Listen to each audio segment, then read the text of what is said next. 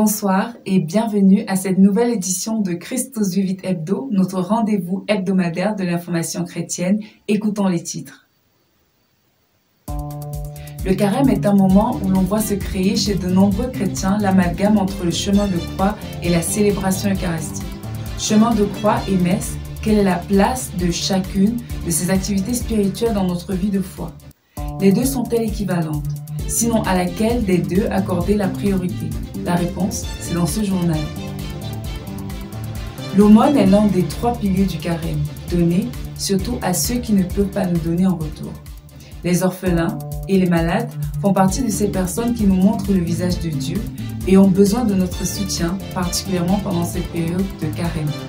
Notre équipe est allée à la découverte de l'orphelinat Sibaeva, de ses pensionnaires et de ses besoins. Nous aurons davantage d'informations dans ce journal. Plus d'une semaine après le début du carême, l'heure est déjà au premier bilan du parcours.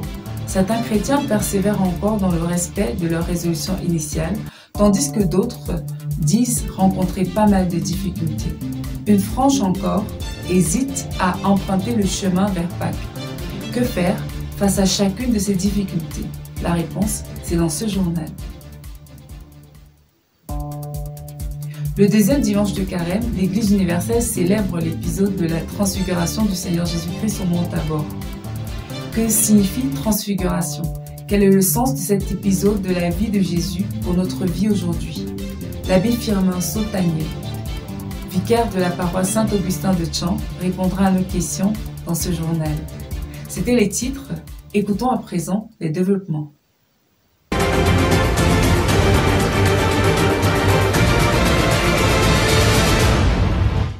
Une fois de plus, bonsoir.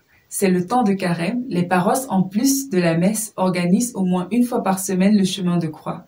Cependant, si certains savent faire une classification axiologique entre ces deux activités, nombreux sont ces chrétiens qui s'attachent encore plus au pieux exercice de chemin de croix, au point même de la substituer à l'action liturgique qu'est la messe. Sur cette question, nous avons demandé l'avis du docteur l'abbé Patrick Kouchoungounou, curé de la paroisse Saint-Justin de Tchan. Écoutons-le au micro de André Camta. Bonsoir, chers auditeurs de Christus Vivit. Il m'a été posé la question si on peut substituer la messe au chemin de croix. Déjà, nous devons commencer par dire que la grande différence entre le chemin de croix et la messe, c'est que le chemin de croix est ce qu'on appelle dans le jargon liturgique un pieux exercice et la messe est une action liturgique. Donc déjà par la définition, on comprend qu'on ne peut pas substituer le chemin de croix à la messe. Malheureusement, dans la piété populaire, beaucoup penchent plus à vivre le chemin de croix que de vivre la messe. Parce qu'ils ont l'impression qu'en vivant le chemin de croix, ils sont plus proches de la passion du Christ. Alors que la messe, c'est l'actualisation, n'est-ce pas, du sacrifice de Jésus-Christ. Ce n'est pas seulement, c'est pas le souvenir, mais c'est pendant que nous sommes à la messe, le Christ s'offre à nouveau à son Père. Il revit sa passion d'une manière non sanglante pour le salut du monde et surtout de ceux qui participent à cette célébration. Donc, le chemin de croix, chacun peut le faire aussi, même d'une manière privée, alors que la messe, en dehors des prêtres, personne ne peut la célébrer. Donc voilà déjà la grande différence. Préférer une action que je peux vivre seul à une autre exercice que je ne peux pas vivre seul, signifie que on n'a pas compris en fait le sens de notre engagement. Donc la messe est tellement au-dessus du chemin de croix. Donc, et dans l'action liturgique, il y a la nécessité, n'est-ce pas, d'un ministre consacré. Alors que dans l'action liturgique, tout laïc peut aussi conduire. On peut se retrouver à plusieurs et parmi nous, on peut choisir quelqu'un laïc qui puisse conduire le chemin de croix. La présence du prêtre qui préside n'est pas nécessaire. Donc le prêtre peut même être présent et demander à un laïc, un fidèle, de présider le chemin de croix sans que cela ne change rien, n'est-ce pas, au sens cet exercice de piété. Donc, pour ceux qui confondent, ou bien pour ceux qui mettent le chemin de croix au-dessus de la messe, ils sont dans une erreur très très grave. Donc, important. Souvent, quand on voit dans les paroisses où on fait le chemin de croix et après la messe, après le chemin de croix, certains fidèles retournent à la maison, alors qu'ils auraient dû ou même pu manquer le chemin de croix et venir à la messe. Ils auraient accompli un acte, une action plus méritoire. Mais préférer le chemin de croix à la messe, c'est voilà, c'est un peu ne pas être conscient de la valeur de l'Eucharistie. Cela fait plus de 10 jours qu'a commencé le temps de carême dans l'Église universelle. Certains chrétiens ont pris plusieurs résolutions et se battent à les tenir, tandis que d'autres ont encore de la peine à tenir leur engagement. Pour certains, c'est le jeûne, pour d'autres, c'est la prière qui devient difficile à pratiquer. Mais que faire lorsqu'on pense avoir raté son entrée en carême? Suivant ce reportage de André Camta. 13 jours après le début du temps de carême, année liturgique C, un premier bilan nous donne de remarquer que si la longue marche vers la Pâque est aisée pour certains, il n'en demeure pas moins que d'autres doivent faire des pieds de grue pour vivre soit le jeûne, soit la prière. Je suis Julie Samba Justinienne. Une semaine après le carême, j'ai pris des résolutions, des valeurs à respecter. Il faut prier, il faut jeûner, il faut faire l'aumône. Ça se passe bien un début, que ce soit le jeûne, la charité et la prière est plus régulière que d'habitude. Donc je pourrais dire que j'ai bien commencé le carême. Après le carême, ça se passe bien, bien que ce soit un peu difficile. On essaye de vivre, de pratiquer le jeûne, le monde, de se réconcilier avec nos frères et sœurs, bien que ce ne soit pas facile. Un peu rafraîchi dans ma foi chrétienne. Parce que au début du carême, en bon chrétien, on se fait quand même des objectifs. Partant du fait qu'on fait une introspection de notre vie chrétienne. Donc, ayant fait, je me suis rendu compte que des points sur lesquels je devais travailler, il faut corriger un peu les fautes dans ma vie d'enfant de Dieu afin d'améliorer ma relation avec lui. Donc, je dirais que j'ai fait juste quelques petits pas dans ce sens-là. Et du coup, je me sens un peu plus calme, plus heureux que d'habitude. Oui, bonsoir, moi c'est Laurentine Gana. Oui, bon, concernant le carême, j'ai eu certaines résolutions que j'ai eu à prendre que je ne parlais au début, avant le mardi, avant le carême, j'ai pu jeûner pour préparer le carême, mais le mercredi même que le mercredi de cendre que j'ai commencé à jeûner le jeûne. Plus le jeûne que j'avais décidé de faire, c'était pour le repas. Oui, bon. J'ai commencé à jeûner et puis bon, concernant ma santé, je rends grâce à Dieu parce que je vais déjà beaucoup mieux, mais je me sens beaucoup plus fatiguée. Oui, donc je me suis dit que par rapport à la fatigue, plus ma maman m'a même dit, est-ce que je vais tenir avec la fatigue que je ressens? J'ai dit que je vais essayer. Bon, pour dire vrai, jusqu'aujourd'hui, jeudi, j'ai pu tenir jusqu'à 17 heures. Ouais, j'ai pu tenir jusqu'à 17 heures, mais aujourd'hui, j'ai encore cassé. J'ai essayé, mais j'ai pas pu. J'ai cassé à une certaine heure, vraiment. Donc, je prie le Seigneur, le Dieu Tout-Puissant, qu'il permette que je fasse même les services, au moins le mercredi et le vendredi. Oui, pour bon, et là, quand j'ai commencé à casser, je me suis dit, j'ai pris la résolution, comme je suis souvent beaucoup trop en colère. Il y a l'enfant qui me fait souvent être en colère. Il y a des clients par rapport au petit commerce que je fais qui me font souvent être en colère. Donc, j'ai pris la résolution pour la colère que je vais réduire, que je vais m'exercer à calmer, à ne plus être en colère, quoi. Oui, c'est une autre résolution que j'ai prise. Bon, mais ce côté-là, ça va crescendo. Donc, c'est le côté du repas là que vraiment, je me sens beaucoup plus fatiguée. Mais we are one week into the Lenten period, and we know this is a week of great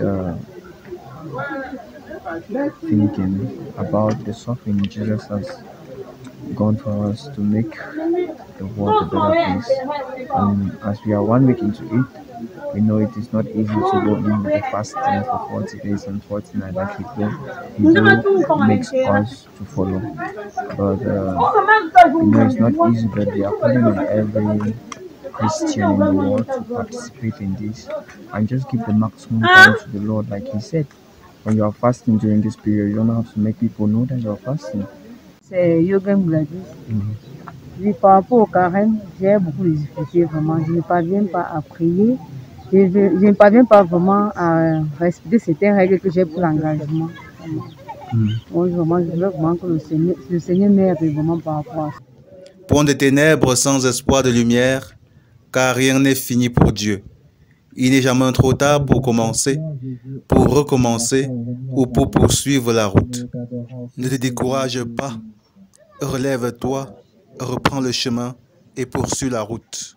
C'est le mot d'encouragement et de réconfort qu'adresse l'abbé Patrick Kouchoungounou, curé de la paroisse Saint-Justin de Tchan, à tous ceux qui, en chemin, ressentent sur leurs épaules le poids de la croix de ce que leur impose la conversion, le changement de cœur, le changement de vie. Nous sommes à 1 semaine et demie depuis le début du carême. Et généralement, comme nous le savons, le mercredi de Cendre, ou bien avant, nous prenons des résolutions. Bon, il peut arriver que ces résolutions que nous avons prises pour vivre pendant ce temps de carême, que chemin faisant, on n'a pas été fidèle ou on a carrément abandonné. Mais je crois que l'élément essentiel, c'est de ne pas se décourager. Même si nous avons été infidèles ou si nous avons abandonné, il est question de prendre conscience et de repartir. De repartir à zéro. Cette fois-là, en comptant davantage sur le Christ. Parce que quand nous prenons des résolutions en comptant sur nous, très vite le malin remportera la victoire sur nous. Mais si nous le faisons en comptant sur le Christ et pour la gloire de Dieu, et le lui exprimer que c'est pour ta gloire que je veux faire telle chose, et j'attends donc ta grâce, ton secours pour pouvoir y arriver, alors le Seigneur sait toujours nous assister. Donc pour ceux qui ont un peu des résolutions et qui ont abandonné ou bien ont faibli en chemin, ne vous découragez pas. Le Christ nous dit, c'est par votre persévérance que vous aurez la vie. Donc nous devons persévérer, persévérer. Même si après, on retombe, se relever et continuer la marche. Parce que ces moments de chute aussi nous révèlent notre fragilité. Et nous invite à ne pas être orgueilleux, à savoir être humble et comprendre que, en fait, nous tenons debout que par la grâce de Dieu.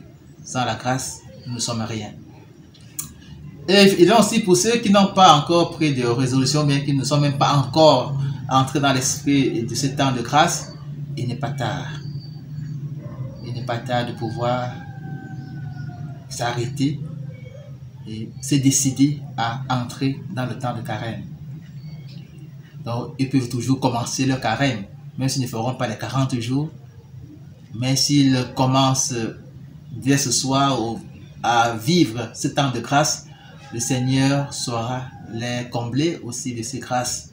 Donc, il ne faut pas dire que comme j'ai raté le mercredi de décembre, cette année, mon carême est dans l'eau. Non. Non et non. Donc, même si on a raté le départ, nous pouvons toujours nous rattraper.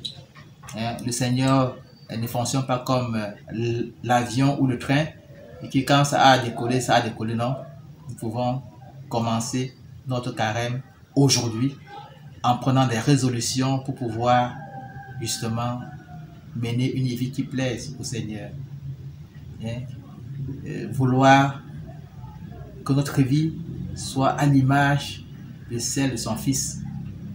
Vouloir qu'en nous regardant, il puisse se réjouir en nous voyant vivre.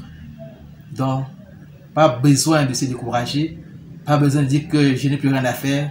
Tout est encore possible. Nous ne sommes qu'à 1 semaine et demie. Donc, tout le reste, on n'est même pas encore à 1 mois de la Pâque, qui sera le 17. Donc, vraiment, on peut encore se ressaisir et entrer dans le carême. Merci. Ne nous arrêtons pas, n'hésitons pas à commencer. Il n'est jamais trop tard. Courage et persévérance à tous les chrétiens, car comme le dit le Christ, c'est par votre persévérance que vous aurez la vie. Avant sa montée vers le calvaire, le Seigneur Jésus a été transfiguré au mont Tabor. Cet événement, qui est commémoré par l'Église le second dimanche du Carême, est souvent mal compris ou pas du tout compris par de nombreux chrétiens. Le Père Firmin Sautagneux nous éclaire sur ce sujet dans la question du journal. Transfiguration dans le sens littéral, c'est le fait de passer d'une figure à une autre.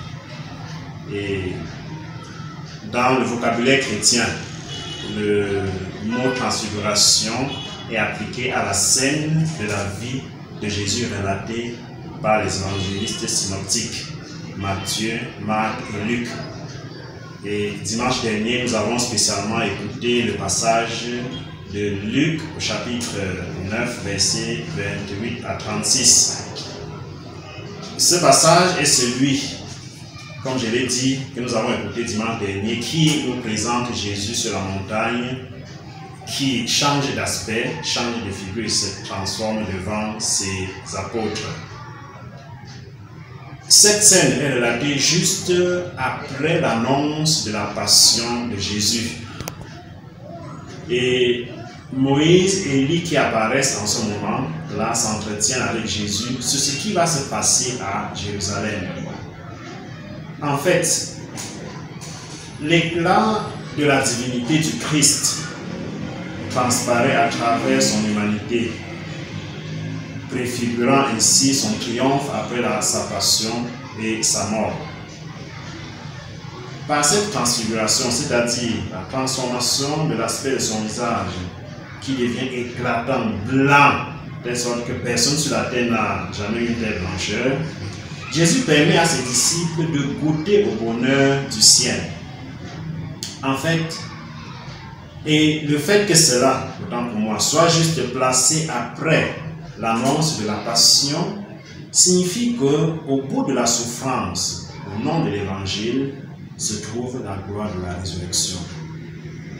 Alors, cette transfiguration de Jésus a un sens pour nous chrétiens. Et ce sens-là, c'est que la souffrance est une réalité et personne ne peut échapper à cette réalité-là. La souffrance est là. On souffre. On doit endurer des calomnies, on doit endurer des souffrances. Seulement, toute souffrance au nom de Jésus et de l'Évangile a une fin glorieuse. Toute souffrance au nom de Jésus. Il y a tellement de souffrances. Les souffrances qui sont au nom de Jésus et les souffrances que les hommes cherchent pour eux-mêmes. Les souffrances qui n'ont rien à voir avec l'Évangile. Mais il est question ici des souffrances qu'on endure au nom de l'Évangile. Toutes ces souffrances-là ont une fin glorieuse, une fin bénéfique pour celui qui souffre. Et la grande et l'apothéose de cette fin glorieuse-là, c'est la résurrection. Donc la transfiguration en est une préfiguration.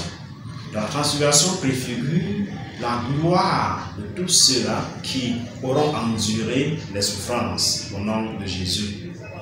Alors, le temps de carême est ainsi le temps de renoncement à tout ce qui nous éloigne de Dieu pour suivre le Seigneur. Et ce renoncement peut s'accompagner de souffrance.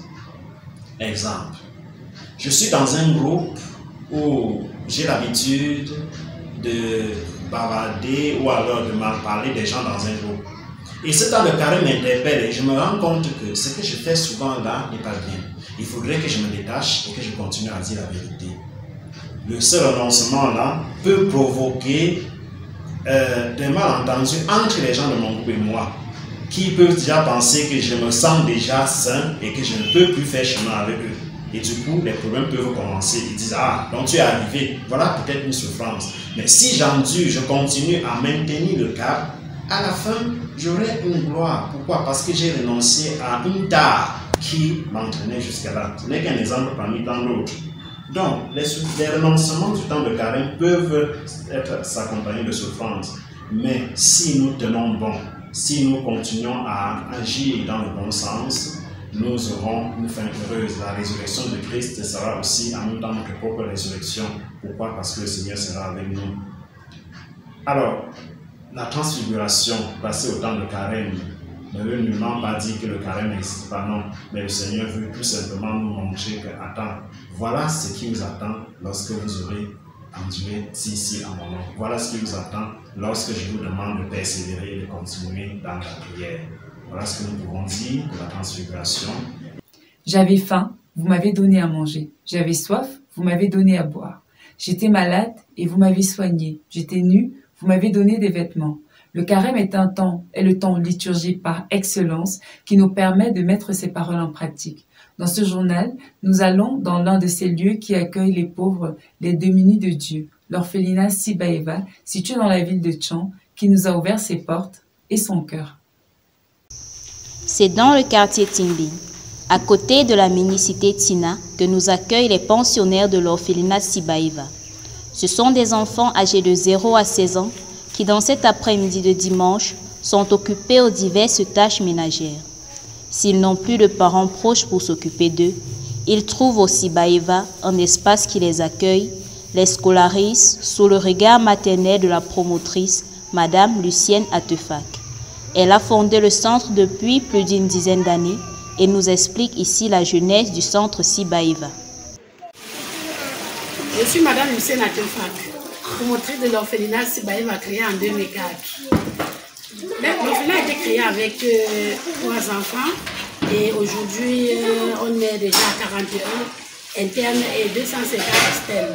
Les 250 vivent dans 65 familles et nous y rendons juste pour leur encadrer et encadrer les tuteurs sur leur affection envers ces enfants.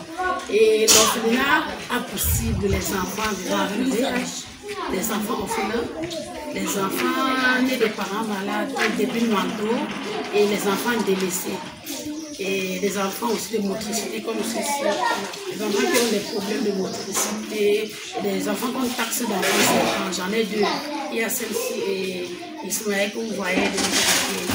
Donc l'orphelinat est comme ça, nous sommes à la 15e année et on a eu l'agrément du préfet en 2006 et l'agrément du ministère des Affaires sociales en 2015. S'occuper quotidiennement de la nutrition, de l'éducation et de la santé des enfants demande des moyens conséquents qui appellent à la solidarité et aux dons, comme insistent quelques pensionnaires reconnaissants. Merci à moi d'avoir créé cette orphelinat parce qu'elle s'entretient bien de nous. Et sans elle, je ne voyais pas ce que j'avais perdu mes 2 yeux.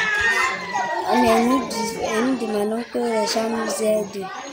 Ils nous aident et on les encourage. Nous disons merci à tous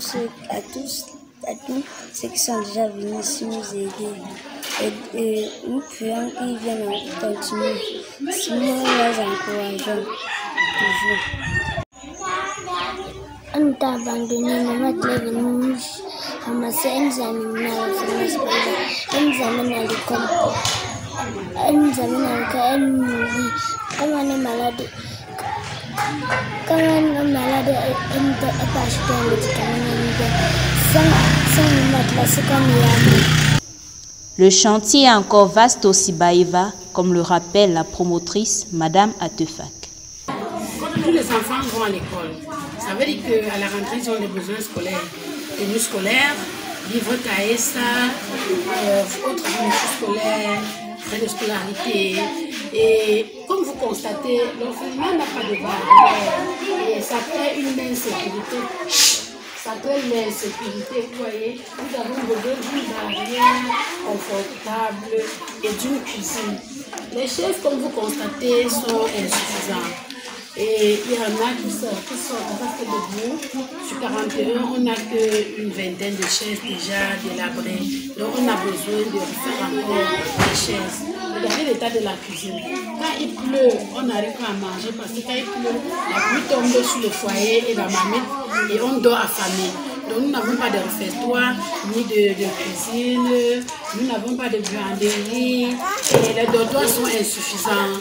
Qu'est-ce que je peux encore dire? Sur le plan nutritionnel, nous avons besoin du lait, du soja, de la nourriture diverse et de l'huile raffinée, de l'huile rouge, de haricots, la viande, les œufs pour les enfants qui sont malades. Et les enfants, ils mangent 2 fois par jour. Nous avons besoin qu'ils soient aussi nourris 3 fois et que la qualité de l'alimentation soit en fait équilibrée aussi. Et ces enfants, il y en a qui ont besoin d'opération. Nelson, que vous connaissez, il y a Johnson qui a le problème de l'œil, Nelson a les problèmes de mâchoire qu'il faut opérer et des rééducations. Ces enfants-ci, celui-ci, il me coûte 25 000 francs en médicaments en 2 semaines. Ça fait 3 mois que je n'ai pas acheté de médicaments. Oh, ils ont besoin de ça pour grandir. C'est des enfants intelligents, sages. Mais comme ils ont des problèmes de motricité, ils ne peuvent pas parler, ils marchent. Ils ont besoin de couches et bien d'autres choses. Vous voyez, l'orphelinat a tellement besoin des ustensiles de cuisine, les marmites, les filtres à eau, qu'est-ce que je peux dire, les équipements, même des lits, même des matelas. On a besoin des assiettes. Le Sibaïva nous interpelle ainsi au don généreux, gratuit pour les tout-petits de Dieu, pour ses précieux. Écoutons à présent cette brève qui nous vient de la paroisse Saint-Justin de Tchan. Le pèlerinage du supérieur Pélésup aura lieu dans 3 semaines. Ce pèlerinage estudiantin sous le thème Marie, source de toutes les grâces, aura lieu du vendredi 1er avril au samedi 2 avril. Les inscriptions sont ouvertes pour l'ordre des marcheurs qui feront la route à pied de Tchan à Doumelin et celui des non-marcheurs qui se rendront samedi matin. Pour les marcheurs, la participation s'élève à 3 000 francs CFA et pour les non-marcheurs à 2 500 francs CFA.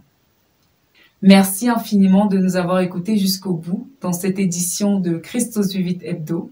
Rendez-vous mardi prochain, même heure, même chaîne. Que Dieu vous bénisse abondamment cette semaine.